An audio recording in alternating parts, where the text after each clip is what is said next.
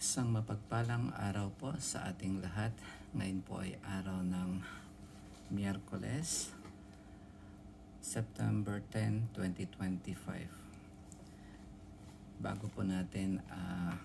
po tayo magwakas ng ating araw ngayon, basahin po muna natin ang ating mabuting balita ayon kay San Lucas, chapter 6, verse 20 hanggang 26. Papuri sa iyo, Panginoon.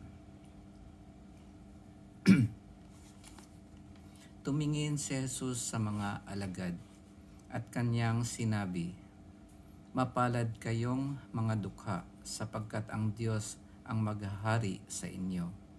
Mapalad kayong mga nagugutom ngayon, sapagkat kayo'y bubusugin.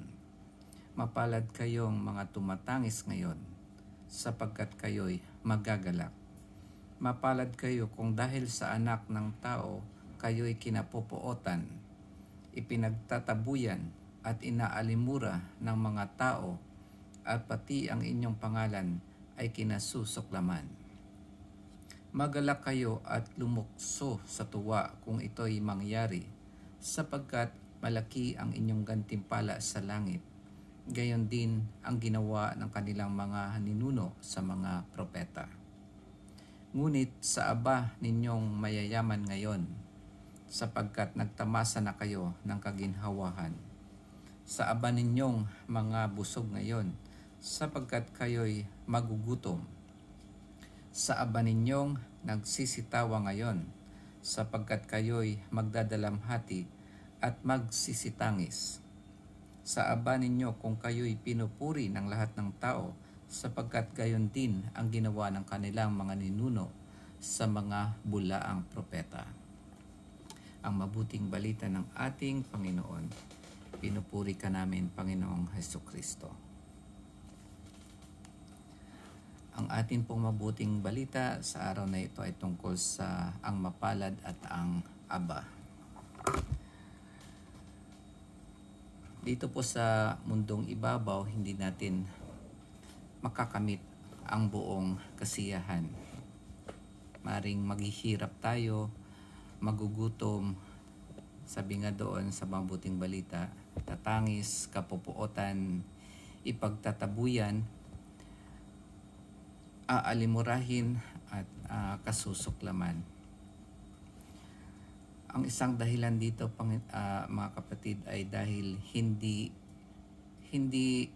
ito o hindi dito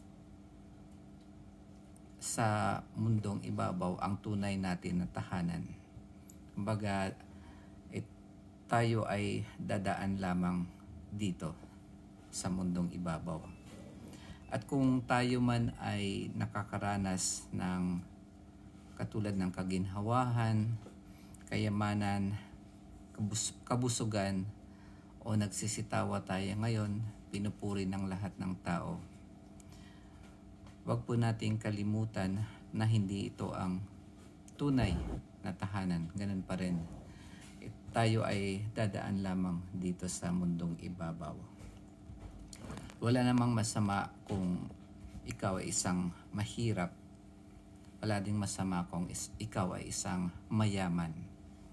Ang pagiging isang mahirap ay may bentahe or advantage. Kasi kahit papaano ay parang hindi ka na-attach doon sa mga bagay na yon. Pero pag mayaman naman at kapag ginagamit mo naman ang iyong kayamanan sa pagtulong sa kapwa at hindi naman ito ang dahilan para magbago ang iyong ugali, hindi rin naman ito masama. Ang pinakapunto ng ating mabuting balita sa araw na ito ay mapalad ang tao na tinitingnan ang sarili na isang mahirap o aba sa harap ng Diyos at magiging mayaman lamang siya kung kinikilala niya ang Diyos sa lahat ng pagpapala o kahit sa mga paghihirap man na kanyang na tatamasa. Sa madaling salita po, mapalad ang tao na natagpuan ang ating Diyos. Yun lamang po. Maraming salamat sa pakikinig at pagpalain po tayo lagi ng ating Panginoon. Amen.